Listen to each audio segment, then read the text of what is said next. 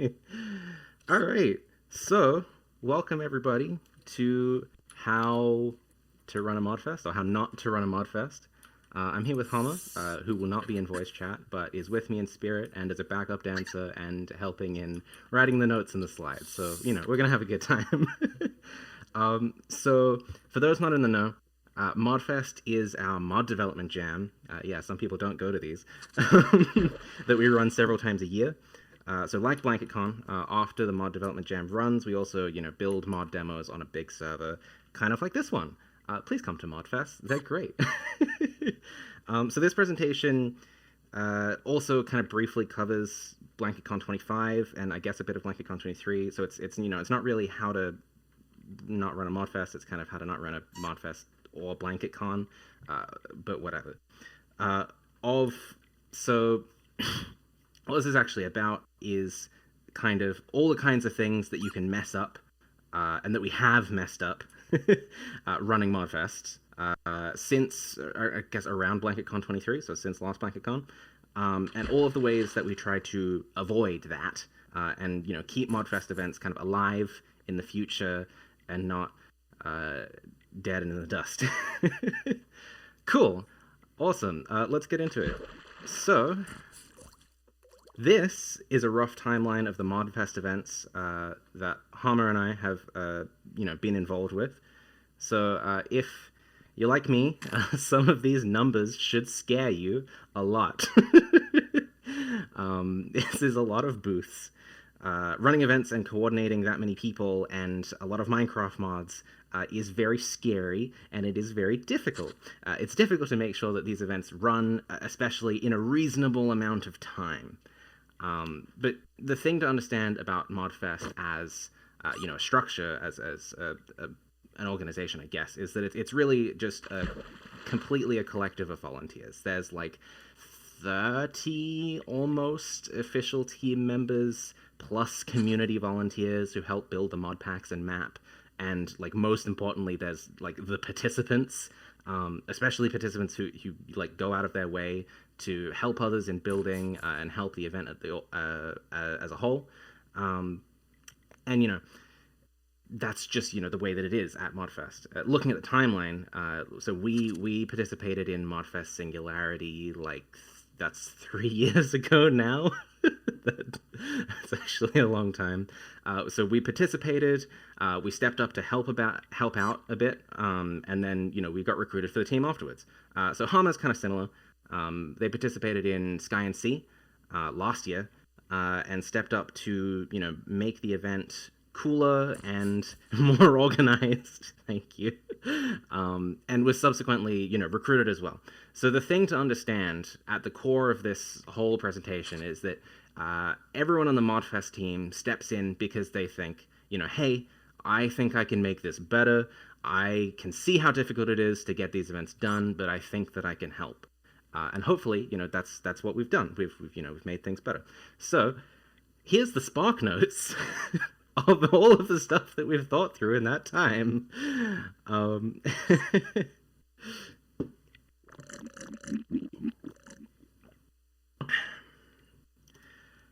uh, yeah, I think if you thought these slides were going to be like super professional, you're wrong. That's not at all true. It's just that first slide. Yeah, so you laugh at that if you want. Cool. Let me recover a little bit. Cool, awesome. So number one, Spark Notes. Number one, process. So when something goes wrong at an event, it is rarely an individual that is at fault, as much as people like to think that it is. At least, or it doesn't have to be that an individual is at fault. Can you reconnect to the mic for any new strikers?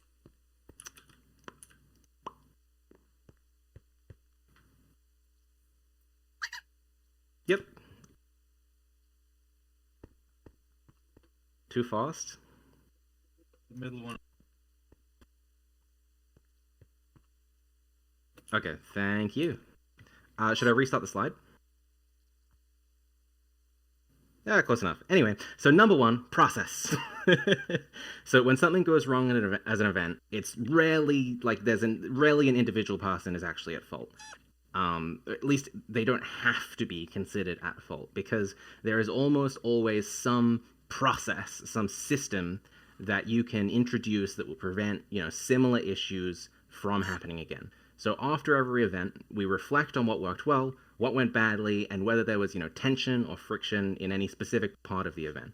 And we make sure that, like, when we're working on fixing those frictions, we're not just saying, oh, well, let's avoid that in future, or let's do that differently because that didn't work. We're either developing systems that implicitly fix the problem, or we're developing written process as part of our, internal or external documentation. So stuff that sticks. We don't want it to just, come up and then be forgotten and then come up and be forgotten again. So, stuff that systems and processes that take the onus away from individual team members and individual participants. Because, as we all know, sometimes people get hit by a bus. So, for those unfamiliar, there is a concept in team management called bus factor.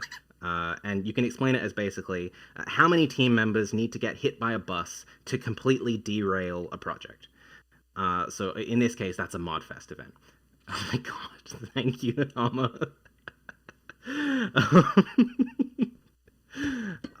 So for most of its lifespan, ModFest was pretty much a one-robot show. Hey, rude. I feel the need to mention that ModFest was pretty much a one-robot show because the naive response to that is, well, now there's 30 people on the team, so that must fix everything. And it does not fix everything. What they never tell you about bus factor is that the more people you have on your team, the more likely it is that someone, anybody, is going to get hit by a bus. We stopped having one showrunner who could do everything, and then suddenly chaos happened. Because it was just so much more likely for someone at random who was responsible for something and was the only person who knew about something to just suddenly be unavailable, and then everything got screwed up. So, thank you, Hama. So, okay, iterative process. Learning, how do we deal with something like that? What do? We make sure that the team is flat, number one. So everybody on the team has the ability, or at least the permission to do everything. We make sure that everybody has the keys. We write our processes down as well, or, what we do so that people can pick up where others leave off, right? Nothing is just in somebody's head. And we make sure that if we do something that's, not part of the process, we record where we did it or how we did it. Every time a big announcement goes out, we draft it in an internal chat, somewhere that the whole team can see it so that nobody is lost on how this kind of internal machine works. If I stop organizing this tomorrow, most of the stuff that I've been doing is at least written down somewhere. It's in a chat log. There's a paper trail. There's something. So we are a no-obligation team, basically. Individual team members are not required to perform specific duties, which means, we allow or even encourage team members to go get hit by a bus when they need to for their personal health. And that's how we make it happen. That sounds very bad. Next slide. Cool. So, you might have seen on the timeline slide that we had a set of days listed for every event. This is what I like to call lead time, and it's the time between when all of the mods are submitted and when the showcase actually opens. So that encompasses all of testing, all of building. In previous events, that encompassed map generation and building. All of that happens within this lead time. Now, obviously, if the lead time is too short, bus factor starts to affect participants. So people are too busy, they can't bug fix their mods, they can't finish their booths, they get stressed out, they wanted to make something better than what they were able to make, and, they feel terrible.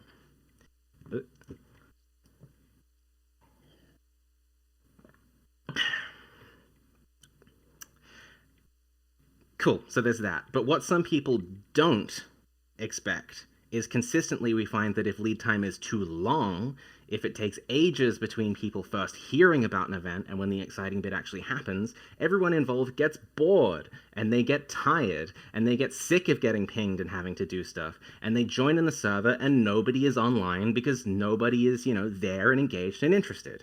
So, okay, cool. Learning, process, what do? We try and find a sweet spot where the events are long enough to actually get stuff done, but short enough that people stay interested and don't get bored of an event before it opens, because that always ends up being really sad. And then we pull out our secret weapon, which is availability. So it's not just the amount of time that people have, it's also whether participants are able to actually work on their stuff. Like, how clear what they need to do actually is, and whether they have access to help, if they're struggling to get something done. So, what do? We prepare more things in advance, right? We prepare the map in advance. We prepare, additional mods in advance. We make the process more transparent. There's more documentation. There's guides. We keep dates transparent. We give people an idea of how old ModFests run. And as a result, people feel like, what a break.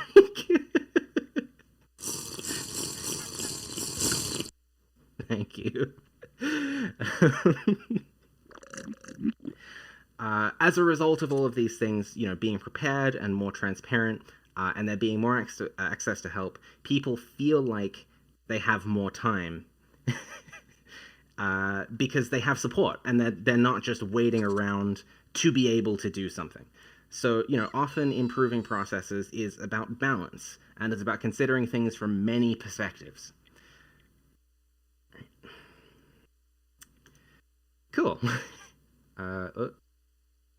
Server stuck, slide stuck. Come on, slide, you can do it. Next slide, go.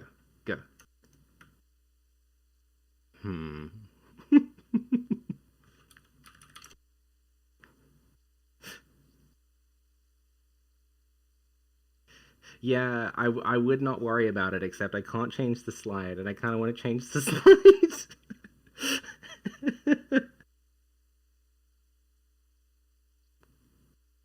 Dun, dun, dun. At night, when the lake is a mirror, and the moon rides the waves to the shore, a single voice sets his heart singing. Something like Just that. be the service. Are we back. good? We're back? All right, excellent. Cool. And we're on the right slide. How about that? Okay, cool. So, we just got through availability and lead time, which hopefully everybody could hear. Jump up and down if everyone could hear that. Yeah, all right, awesome. So now we get to talk about collective good. So another secret weapon that we have that's actually really easy to forget about is participants. One of the biggest threats to ModFest is that too many people are going to participate and it's going to be impossible to organize. More submissions means more bugs, more booths, more, a less stable mod pack, a larger map. Everything compounds in difficulty as you add more people. So, learning, process, what do? We make sure that the participants can do the work that the team members would normally have to do.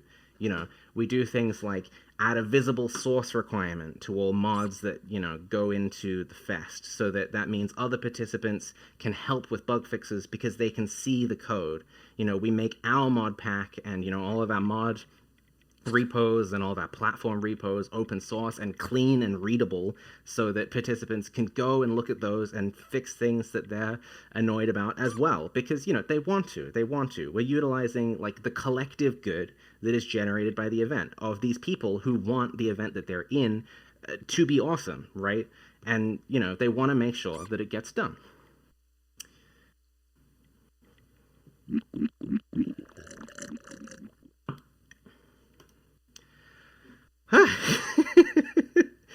A huge thing at ModFests and BlanketCons is making sure that people do not get lost. When people aren't sure where to put their booths, what they do is they kind of wait around, like for a good spot to kind of just show up, right? The perceived availability as a result goes down and people feel like the timelines are suddenly too short, right? And similarly, right, when participants, When tourists are dropped on a sprawling map with booths in every direction, they get overwhelmed and they get confused. They don't know how they're supposed For a to. second, we're frame dropping. Hmm? Official stream is frame dropping. Are you able to pause the talk for a second while I restart the Yeah, stream? yeah. Go ahead.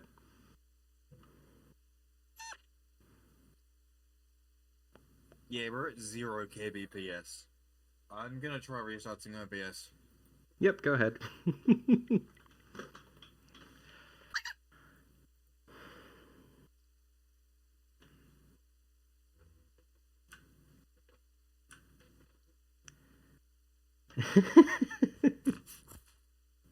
Oh, OBS isn't even stopping the streaming. I think OBS froze. Kill it and restart, I guess. I hope everyone is enjoying the slides so far. They're very high effort. Okay, that'll start streaming. Thank I'm gonna you. lower the bitrate to 5600. Yep, we can hit that. That should be good enough, right? I believe in us. Okay, we should be good. I've set Alright. to CBR 5600, but I can change it to VBR if you want. Whatever's working is fine. Alright, we're good? Okay. Yep. Okay, yeah, I guess back to the top of this slide. Cool. Claims, paths, maps. Where do I go? Where do you do? Don't get lost. So what we find is that, when people aren't sure about where to put their booths, they just kind of wait around, right? They wait around for a good spot to show up that they can put their stuff that they feel is going to, get them a decent amount of attention. And as a result of this, it feels like there is less time in the events because there's less time where they're actually able to work on the stuff that they want to work on. And when tourists, similarly kind of get dropped into a sprawling map with 100 different directions to go and 50 forks in the road, and booths in every direction, they get overwhelmed and they get confused because, they don't know how to, play ModFest, right? They don't know how to play BlanketCon. They see, maybe one or two booths and then they leave because it's just all too much. So, okay, process, learning, how do we do it? How do we improve it? So on the left, you can see the sprawling map of ModFest 1.16, all tiny up there. That ran almost 5 years ago now. It's huge, and it's completely open-ended. So, this is great for creativity, but as you add more participants and more booths, everyone starts to get overwhelmed, everyone starts to get confused. BC25, many, many more booths, much more compact. It's clearly more organized, but it's still a bit of the same. There's winding paths and forks, and people were still not sure where was going to be the best acclaim to get the most attention. So over time, we experimented and we refined, and I think we found balance. So at Singularity, we had individual chunk-sized lots that participants would claim, and they'd just build their entire booth within that one chunk-sized lot, which was awesome for organization and for tracking, making sure that people know what to do. But it's creatively stifling. There's only so many things you can build in one chunk, and all of the booths were interior within a building, so there's not that much stuff that you can make. So what we ended up developing is a system that kind of marries creativity with direction. So we lay out a giant path for tourists to follow, and we let participants claim arbitrary space along that path. So we make sure that the paths are set up so that every spot is a good spot, and then people aren't wondering where to go, both as participants wondering where to put their stuff, and as tourists wondering, which fork do I take in this bloody road? Yeah.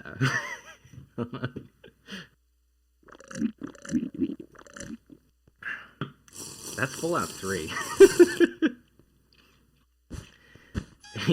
Hidden by all the images and text on it. Yeah, so another aspect of, direction is not just where to go, but also what to do. So the thing that you learn is that, again, people really want to participate in ModFest. They want to do stuff, but they're not always sure what that even means, what a booth should be like, and it's much the same with tourists, right? It's again that same how do I play ModFest. So again, we develop systems, we develop processes, Scattered shards, collectibles that track progress through the map. They become, they've become the key to both how players can track how much they've played the event, how much they've completed, but they also give booth builders a clear indicator of, what the core booth gameplay looks like as we kind of, develop the process around that. And what we find is that tourists, like I said in the previous slide, are always getting overwhelmed by the amount of mechanics that they have to learn and the amount of booths that they spawn in around. So what we do is we've moved the spawn away from all of the booths. We give them, time to breathe, time to get accustomed to their surroundings, and we give them a stepped tutorial on like the event's basic mechanics. And of course, what we've also done is we've developed guidelines on how to build booths and, develop the map to help participants avoid pitfalls that, hurt their booths and the tourist experience at the same time. So if people feel like they know what they're doing, they know where they're going, there's direction, and we avoid 5 billion year booths and nightmare death clown mazes. Excellent. Okay, next. Here's a quick one. So something really tricky as the number of submissions increase is figuring out how done everything is and who to get onto to remind to complete the unfinished stuff. So, we had more and more participants, and suddenly we could not keep track of what was done or not. In this, process saved the day again. At Singularity, we had like 80 submissions, completely unheard of, absolutely ridiculous. And so what Quat did was Quat built an in-game tracker that physically mapped out the individual, again, as mentioned, individually claimed chunks, which were easier to track this way, and showing how done they are so that, we could figure out who to talk to, who to remind, who to help out. And at 1.20, Hama built a spreadsheet tracker to do the same thing that tracked both completion but also location of booths so that it was easier to physically go and see them even though they weren't in these, perfectly laid out lots. And, since then, we've refined the tracker to include a whole bunch more data and a bunch of copyable commands as well for setting up map markers and warps, and also even Discord IDs in a column so that you can very quickly ping somebody who has done something deathly wrong or deathly right. Who knows? Again, people want to do things, but people just get overwhelmed if you're just pinging at everyone constantly. So, being able to give these targeted reminders to check on stuff and check on things that meet guidelines really helps, and to know how things are going in general so that you can know whether to adjust the timeline really helps as well. And then beyond that, I think there's a bunch of kind of little extra things to talk about. Servers go down all the time. They crash. Sometimes they catch fire. Sometimes the fire catches on fire. The world is full of surprises. So what do? We expect any work to be done. We expect any work that we've done to be lost unless there is a backup strategy in place, unless there is a plan B in place. We make sure that all of our systems are as airtight as we can make them and that our plan B has a plan B. And we found that, hold on, I'm mentally trying to split this up. The second thing is that we found that running an event on a brand new Minecraft version is very exciting, but it also puts us behind immediately. In particular, when we ran Carnival, a lot of our mods were not ported when we announced the event, and that kind of delayed the build phase and lowered that availability. So, take your time, screw Mojang, let them do whatever they want, and we'll get there eventually. We'll get there next time. And the third thing, we also realized that a lot of our stress could be reduced just by doing things earlier. So we left shift them in project management terms. We make sure that all of our in-house mods and the map are just done before we announce the event. Because inevitably there's going to be stuff that crops up that we realize, oh, we didn't do that. So let's get all the stuff that we know we need to do done. And what that does is it frees up the team members to, instead of having to work on that stuff, can just be on the ground, helping things run smoothly, helping bugs get fixed, answering people's questions. And we find that, again, that raises the availability and it makes the whole thing feel more alive and more smooth. And the last thing I want to talk about is automation. We're at BlanketCon 25. Did you know that we had 238 booths? The only way that we have been able to manage this level of booths is by investing time in our systems. So the awesome platform rewrite by Teb, which includes all of the new bot commands that people have been tapping away at, improvements to the website as well, and lots of individual scripts interfacing with new platform, just so much stuff. Scripts that generate mass pings and then private threads that use those mass pings to remind specific people about specific requirements. It's the only way that we've gotten anything done because, anytime a team member has to manually go through 238 entries, you just want to go to sleep. Yeah, okay, and then there's the slide, of course. Fetch Me My Robot is about automation and scripting, but Hama is very funny and has put Jasmine in the corner there. Thank you, Jasmine, for making sure that the server runs half the time.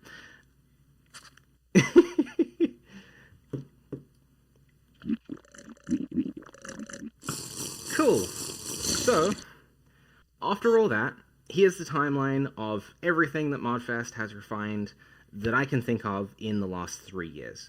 So we make sure that participants have everything they need to work, and we make sure that they're empowered to help us and to help other participants. We make sure that tourists are presented with a clear and clearly explained experience, starting from the social media posts actually using the word Minecraft and mods in there. That was a problem. All the way down to, booth guidelines, making sure that every booth feels good to play.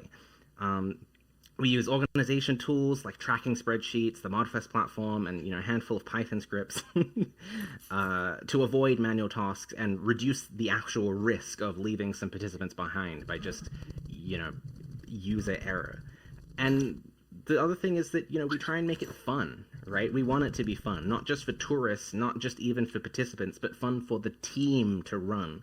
It shouldn't be a slog, and we should be working on making it not a slog at all times. This job is iterative, right? It requires constant reflection. We're not done yet, and we never will be, but, I know that personally, I'm really happy with what we've managed to build since last time. And Hame is too, by the way. I asked, right before this. So, that's the presentation, and we can go straight into questions from here. So feel free to send in questions. Ask about funny stories, get extra opinions, questions about ModFest history, I guess. Yeah, go for it. Oh, hold on, I gotta disable the... I don't want to hear myself. Okay, so I know that Mod Garden is very new, and what should I really take away from this whenever working on Mod Garden? Because a lot of this stuff is not really learned yet there, and I don't want to repeat some of these mistakes. I don't think anyone there wants to repeat the mistakes of, for example, making it really hard for people to understand how to play a Mod Garden, for example, or a Mod Fest. Yeah, so I think, one of the good takeaways here is that we have tried our best to make the way that all of the stuff we've done and how it works transparent. All of the previous ModFests, you can still download them, you can still visit them, you can, as a team, go, set up a server, actually tour the previous events and decide what you like and don't like about them. Take inferences from that. One of the things that we did before BlanketCon 25 is we realized a bunch of people on the team have never been to a BlanketCon before or didn't run the previous one. So what we did is we set up a server and we put up BlanketCon 2023 and we just walked around and talked about, what happened there, what worked and what didn't, and, the parts of the map that we liked and the parts of the map that we didn't like. So, actually go and firsthand inspect the way that things have previously run. Use the writing that's on the wall already to shape your opinions, to kind of supplement the fact that you don't have previous events to look at. You can look at other people's previous events. I think that's the biggest thing that I would take away. Yeah, I was gonna kind of ask about that.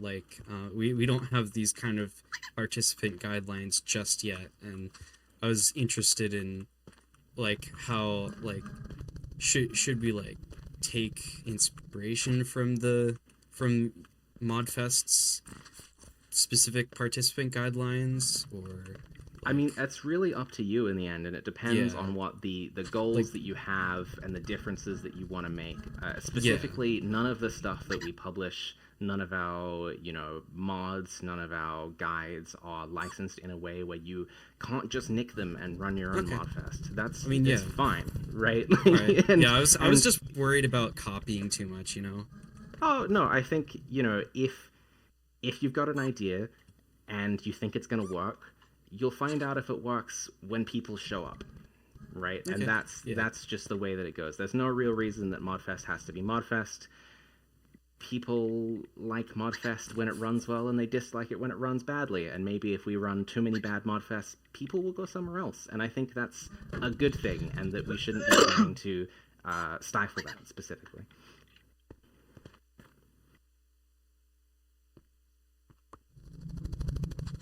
All right. I just have a of note notes. here. Oh, Yep. yep. Who got an ender pearl and how? I noticed one of those in the question queue. You shouldn't have those. What booth is giving those out? Sure, we can sort that out in chat. That's all right. I'll pull stuff out. Hama, have you got questions on you, or do I need to go through the queue? Have you just gotten rid of the bad ones? Oh, okay. Alright, let me find a real question. Cool, here's a question. What makes a good Modfest theme? In my opinion, BlanketCon 2023 had a hypothetically cool theme, but it forced people into 2 design times. Was flexibility a concern in this one? So Volcano Island. What makes a good Modfest theme? Okay, so I think the process for designing a Modfest theme and for designing a BlanketCon theme are completely different. So when we're thinking about BlanketCon, we are thinking about basically the theme and the world at the exact same time. So we're thinking about what kind of builds can people make in the world? Are they going to look cool? Are they going to feel integrated with the world? And are people going to feel like they have enough flexibility to build something different? We generated a lot of theme ideas for BlanketCon 2025, and a lot of them were really, really good. But we ended up going with Volcano Island National Park because we found that, it had a hook, it had a clear idea of a location that people could engage with, but it felt like you could kind of build anything on it, right? You can still build a tall building, you can still build a cave, you can still build a forest, you can still build a little lake, right? There is a bunch of stuff that you can still build. Whereas, if you get too abstract with your world theming, you start to find that, okay, some booths are not going to make sense, and you're going to have to tell somebody that they can't build a wooden shack. And, as much as that works sometimes, that can make incredible, very engaging worlds that tourists love to look at and participants love to have been a part of. But depending on the event, depending on what mods can show up, it might just kind of fall flat. Not everybody has the build skills to build in one specific style. And so one of the biggest things we think about when working on BlanketCon is a bunch of people are going to be here with a bunch of different, levels of skill in building. We need to make sure that a lot of different types of builds are going to work within the theme.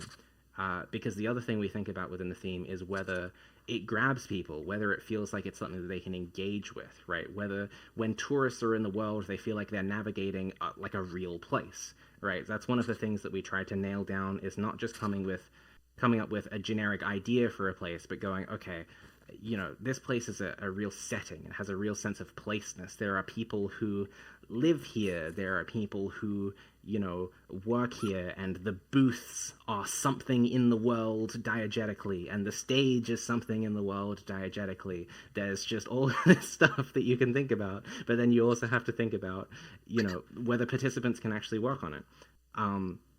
And then Modfest, by comparison, is completely different, because when you're thinking about the themes for Modfest, you are also thinking about, what is the world going to look like, and whether it's going to be cool and whether it's going to be easy to build in. But much more importantly, the mods are themed. And you really need to pick something that gives people enough inspiration so that if they have no ideas, they feel like, oh, I'll do this, right? If something is too general, if your theme is, we've had themes like sci-fi before. If something feels too wide, people who are less good at making mods, or people who have made less mods, probably aren't going to get an idea for one of their first mods. And if you make things too specific, people who have been making mods forever are gonna feel like, well, there's only a couple of mods that I can really make that feel related. So you kind of want to come up with an idea that you can interpret in 50 different ways to make, 200 different mods, but that people see and feel immediately inspired by to go, let's make this one specific thing, especially if they've never made anything before. Sorry, theming is just this incredibly long topic that we have talked about for so long in the team. So, yes, this is one of the very big questions. Apologies for that. Good. What is the funniest mistake or error that has ever happened? Hama probably has an opinion on this one. I probably have an opinion on this one. I think... Oh, thanks, Hama. What is the funniest mistake or error that's ever happened? Personally, I like TP at E. The time during ModFest 1.20 that somebody accidentally teleported every entity on the map in every booth into one spot by mistake. So instead of typing, like TP one specific entity or TP one specific player to where you are, they teleported every single entity, and it's not easy to undo that operation. It became memeified very quickly, and we just came out of it and go, okay, look, the command is there. It's inevitable that somebody is going to mess this up. Let's actually go and develop a system for it. And then, in FireBlanket now, there's a thing that prevents you from just typing TP at E at S or something. You have to add like an extra little confirmation tag for it to work.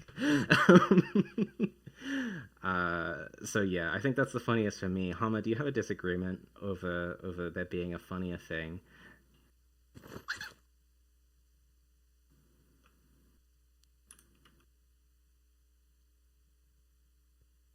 Shards? Shard library delete? Yeah, okay. Okay, yeah, there was a command, shard library all. There's a command for removing shards, but the only setting was to remove all shards. That also happened. So very similar, commands that, should not be easy to access or should not exist at all. We got a feedback that says, I have loved contributing to Glowcase. Thank you for contributing to Glowcase. I like it when people contribute to the ModFest mods because everybody is using them all the time, and so, it helps everyone. Yeah, TPE, yeah, explained. What do we got? Glowcase is really shaping up. Thank you, Quad. Is the server stuck? The server is stuck.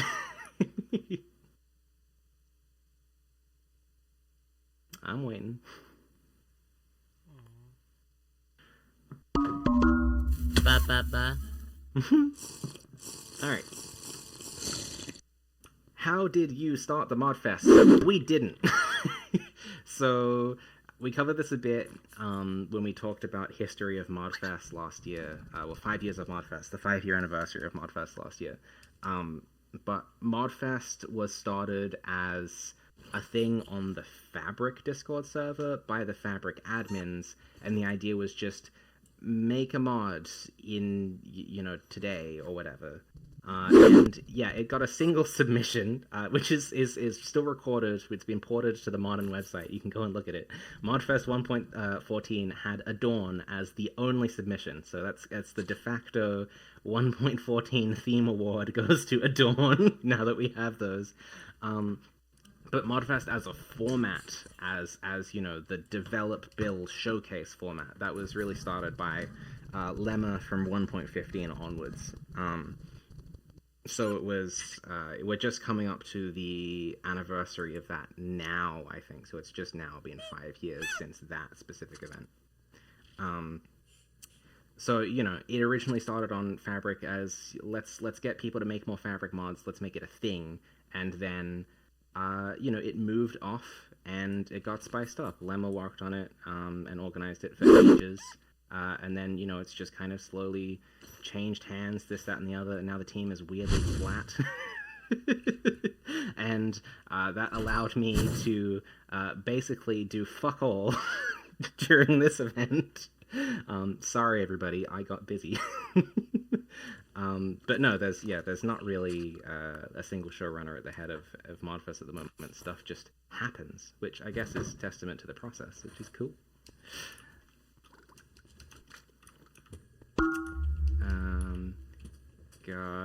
Have you ever had anyone submit malware or spyware to the fest?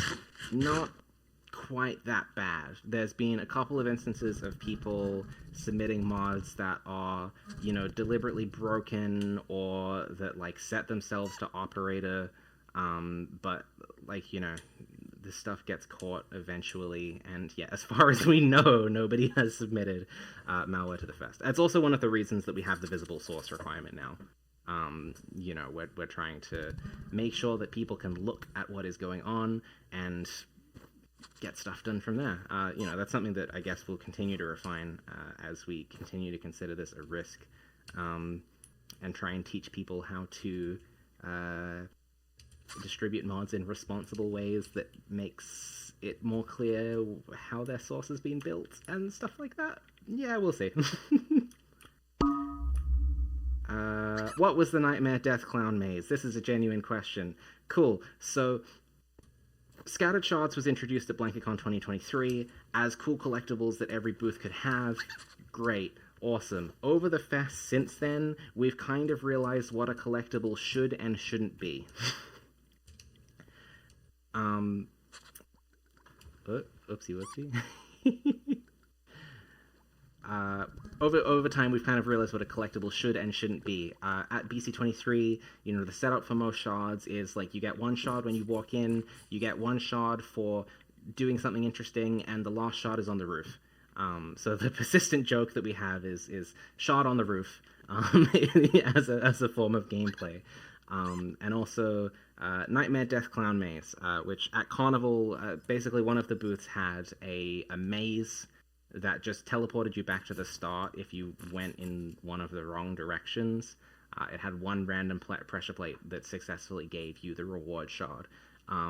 So, you know, part of the guidelines that we have now is booths booths should not have, you know, a big wing of just vanilla gameplay, right? Like, we want the booths to actually show off the mods. And similarly, you know, we say don't just put a shard on the roof. You know, if you have a long booth where people have to read a lot of stuff and you want to feel like people have a reward for that, you know, put a shard at the start, put a shard at the end. It's fine. And then, you know, if you have actual content that you can have people engage with in order to get the shard, that's even better.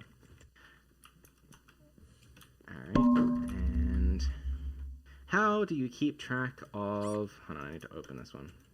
How do you keep track of all of the information and resources that you need to create a ModFest? We have a Bible, just a really long markdown document. It's called the method. The ModFest method, and it is just a very long document that details every single kind of phase and part of the process of running a ModFest, and we're kind of in the process of creating the other document, which we've called the BT method after Better Than Minecon, for running BlanketCons. So, you know, we have those two Bibles, and then we have several other, you know, disparate pieces of internal documentation, like pinned messages and this and that and the other. But, you know, we're increasingly starting to use...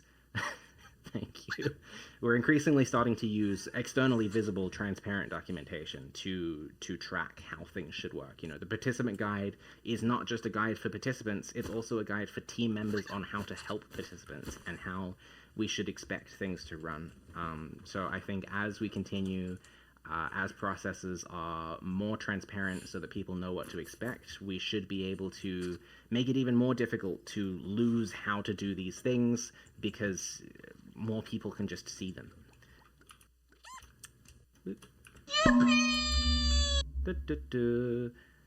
With the flat team structure, are there any barriers in place to prevent someone over volunteering and becoming a de facto professional that can't be hit by a bus without fire starting? We have one. Jasmine is one of those. Are there barriers in place? We mostly just do our best. I mean, we actively do reach out, and when we identify that there is only a couple of people capable of doing something, it starts to become pretty apparent pretty quickly, because everybody gets a little busy every now and again, and we go, oh, crumbs, okay, we kind of need somebody else to be able to do this and that, and, we reach out to people in the team and in the community to see who is actually capable of those things and make sure that people have the opportunity to do them. I guess one of the preventative measures we have is trying to make sure that we actually try people out and make sure that people try to do stuff, even though there's usually one person who always does it. That's, a decent way around it. And beyond that, after every event, we kind of go around the team and go, hey, is there anybody who really stood out to you that we would like to reach out to, volunteer for the next map and mod pack prep, or anyone who stood out to you that we'd like to reach out to try and interview for a team position. So, things keep rolling, team members come in, team members get pruned out when they lose interest, and hopefully nobody ends up in an extremely critical position, because like right now, yes, to run BlanketCon, it would be almost impossible to have this many people on a server without specifically Jasmine making optimizations and ridiculously quick crash fixes on the ground. But over time, hopefully more people pick up that skill set and more people become interested in the events and being able to offer that specific kind of help. So yeah, I guess it's it comes back to all of the other stuff that I talked about in the presentation, where make helping accessible, reach out to people, make processes transparent, so it never feels like the sausage is made somewhere else and you can never actually contribute.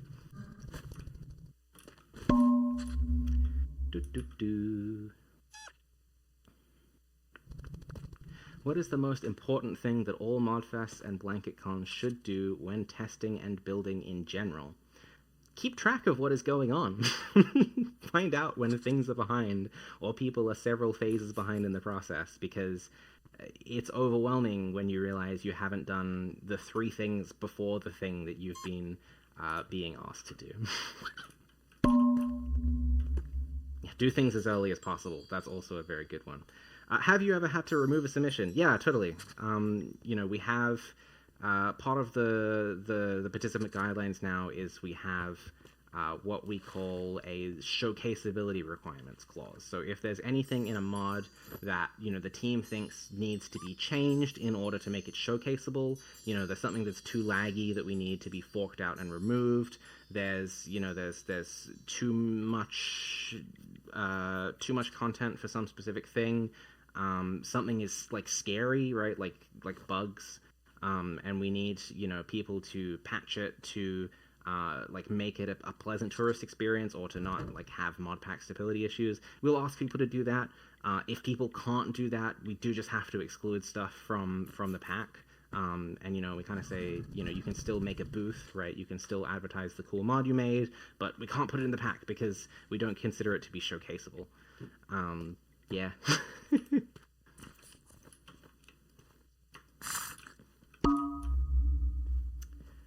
Why wasn't there a BlanketCon in 2024? BlanketCon in 2023 took a long time and a lot of effort, and I guess a lot of things were not done before the announcement that I feel like we did in 25. The real question as a result of this is, will there be a BlanketCon in 2026? I can't answer that because the team hasn't discussed it. Personally, I would like to, because I think it would lower the overall amount of submissions that we have, and it's fun to not have to wait 2 entire years. I think a lot of people don't know what BlanketCon is this year. incidentally. But yeah, it's something that, inevitably we will talk about. But no, overall, the reason that there wasn't a BlanketCon 2024 is that a lot of people who worked on BlanketCon 2023 were completely overwhelmed by the amount of effort they had to put in it, and just not knowing what to do a lot of the time. There were, very low bus factors on a lot of roles, and generally people just were like, this was a lot. But yeah, I think considering the fact that I'm standing here and none of the team members have walked out, I think we're kind of doing all right at BlanketCon 2025 by comparison. But yeah, we shall see. It's not over yet.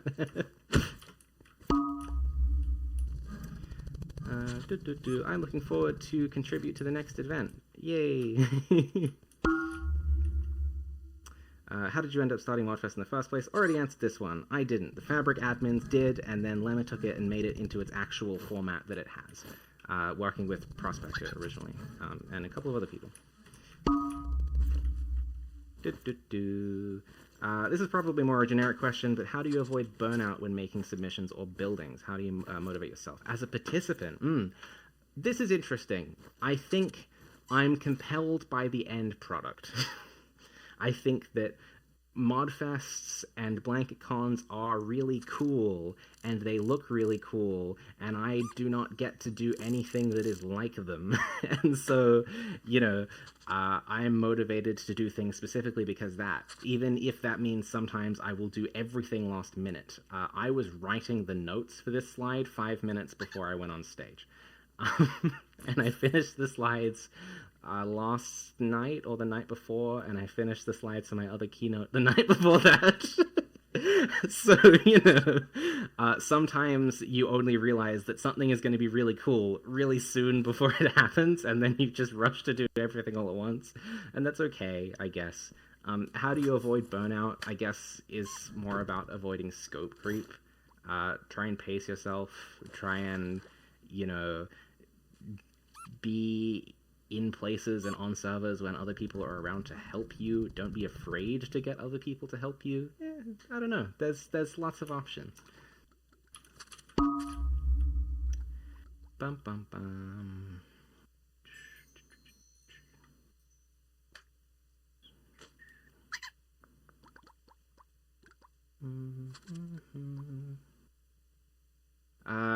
Okay, similar question to the previous one about avoiding volunteers and team members from becoming the de facto head of a specific responsibility. Again, what we are trying to do is to not encourage one person to do everything just because they can, and also to continue to pull from the kind of pool of people who seem to be good at stuff, and ask them if they're interested in being able to do things. Part of the point of the no obligation team is that people just step up and down all the time, right? Like, nobody is specifically bugged for one thing wherever we can help it, especially not when an event is running. Especially not when an event is not running, sorry. Like, when we're in the time between events, we have all the time in the world to, ping the entire team for a collection of 5 things to potentially look at, and then, delegate tasks from there. We do our best.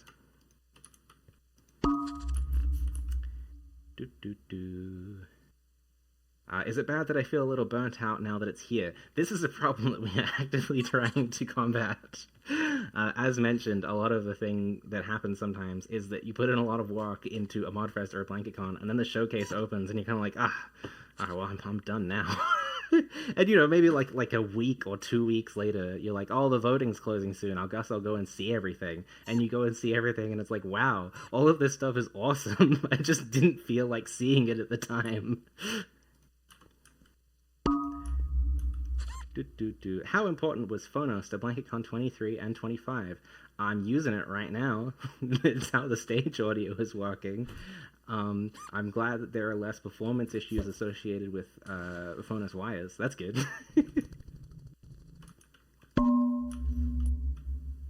Considering Modrinth was a sponsor, was the team paid for their hard work? No, we are a community of volunteers. Modrinth is a sponsor in the sense of they're offering the server hardware, and also we've kind of shaken hands with them to be like, yeah, Modrinth is good.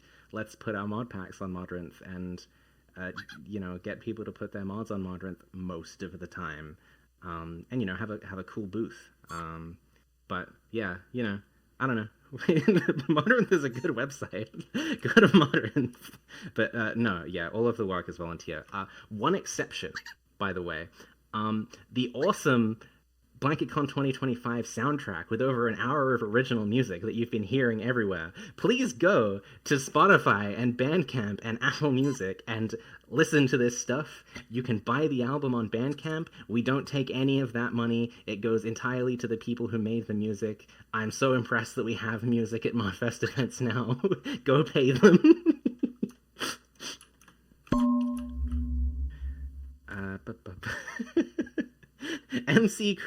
M Creator Hater here. Did the team ever run into denying M Creator mods or something similar?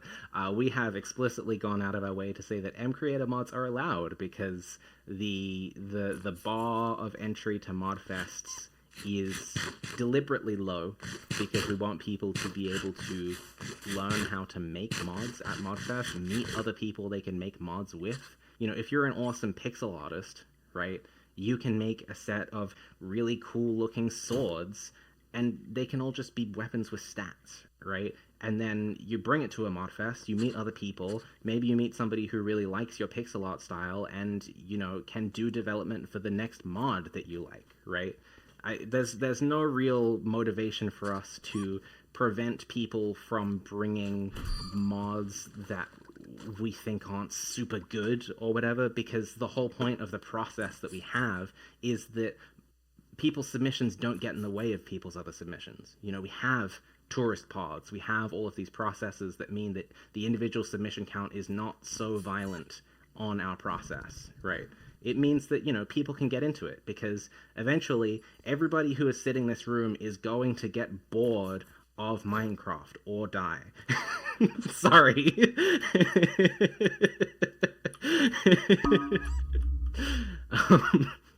Another question about the Death Clown maze. I already answered that. How do you avoid scope creep? I guess on submissions, part of the way you avoid scope creep is not having enough time to creep the scope. One of the hazards that we've run into is if build phase is too long or if dev phase is too long, people try and make something extremely big and then suddenly they, have something to commit 200 hours to, and that's terrifying. Whereas, if the deadline is imminent as soon as you start, it's a bit harder to make something that's too big. Why no mod pack on CurseForge? I don't know. Modrinth is good.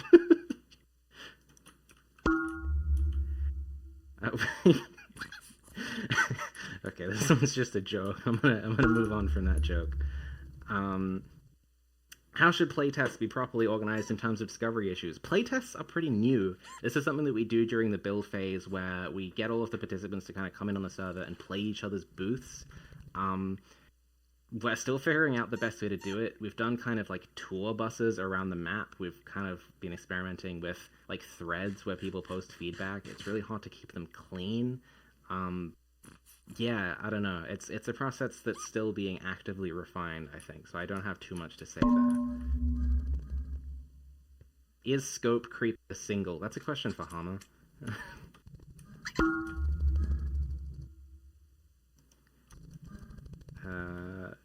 Tell the artist to register for ModFest. Yeah, please. If you are a texture artist or like a music composer or a 3D modeler who uses Blockbench, please register for ModFests, like the mod jams that we make. Even if you can't make a mod on your own and would have no idea how to make a mod on your own, you can just register. And then you talk in the participant chat and you go, I want to make this thing. Here's my previous work. I want to make a model for this or whatever. I've made this music. And then try and group together with other people with different skill sets. And suddenly you can make things. It's very fun. I don't know how to read the rest of this note, so I'm going to pass it to Hama, but that's okay. Not interesting question. Are you still staying hydrated? Oh my god.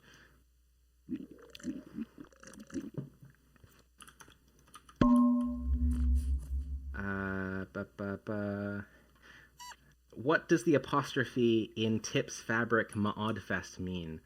That's a reference to Tips Fedora Milady. Thank you, old memes. Somebody's passed me a beer. That's great. And I think that is the end of... Oh, hold on, there's another one. Oh my god. Will there be an event next year in 26? I've talked about that. We haven't decided. Personally, I would like to have an event in 26. Again, we need to continue to refine the process to make sure that we're comfortable doing that. We need to refine when in the year it goes.